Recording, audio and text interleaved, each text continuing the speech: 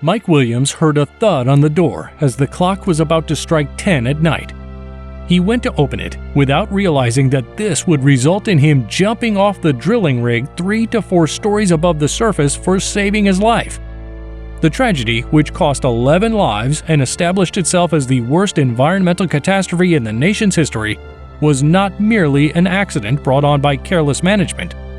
Watch this video till the end, because we'll reveal the truth about the largest accidental maritime oil spill in history at the very end. Do you enjoy our content?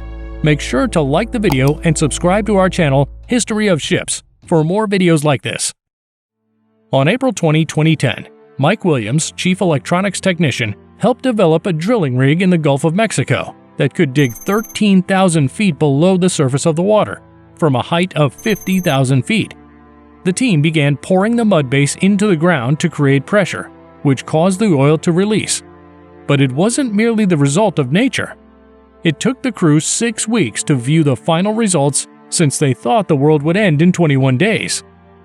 However, the BP Corporation was contributing $1 million to their costs, and they started pressuring the team to extract the oil as quickly as possible. This immense speed growth resulted in a $25 million loss due to the pipe becoming stuck in the ground. The new pipe took 2 months to dig, and for $25 million, the company was confident that their work would be completed. Just 4 weeks before the explosion, the BOP controller moved 15 feet below, utilizing incorrect pressure to the device. Williams decided to inform the higher-ups of their news. But the BP manager, Donald Vedrine, ignored the news. Then, one of the drilling grill's control pods stopped working as well. Once again, Vedrine ignored it and stated his law while banging his chest. Even then, the crew discovered rubber in their mud. Vedrine overlooked it and pressed them to continue working without removing the emulator's part. But the disaster had to happen now. British Petroleum flew a large number of members to the grill to commemorate their 7th year without an accident in their journey. It was just then that the air pressure from the ground began to thunder through the gate. With 126 crew members on the deck celebrating their incredible success story and shaking their champagne glasses, they had no idea what was coming. As Williams stood up and walked to the door, the hinges separated and threw him on the other side of the wall. Other workers on the deck later testified about how the leak suddenly crashed the engine and began burning their eyes. 11 victims were quickly burned by the fire as their screams echoed through the air. Williams stood in front of the window preparing to leave when the ship's captain and another crew member joined him. He now had a choice between leaving the deck and diving into the ocean, where the oil left behind would ultimately catch fire, or staying on the grill and waiting to lose his life. He prayed and dove into the water while wearing a life jacket, letting the Lord decide his fate. Only thing that caused this terrible catastrophe was BP's intense pressure.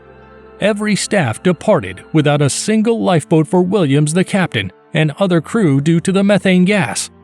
But suddenly, a hand grabbed him. Therefore, the query is, was it merely an incident? BP first commented on Halliburton's cement plugs malfunctioning before blaming Transocean for their broken blowout preventer that was used to close the well. But the world knew who to hold accountable. British Petroleum was fined $108 million in 2005 after being found guilty of willful negligence in a Texas refinery disaster that resulted in the deaths of 15 workers. Later, a fresh document made public by WikiLeaks described how a similar incident occurred in 2008 on another BP site in the Caspian Sea.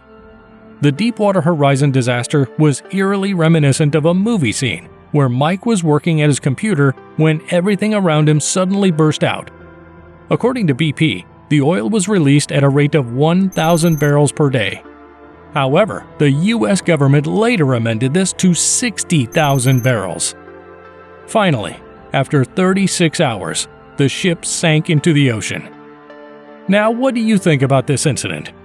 Now, do you want us to cover any specific topics? Share your exciting topic in the comments section. Stay tuned at History of Ships.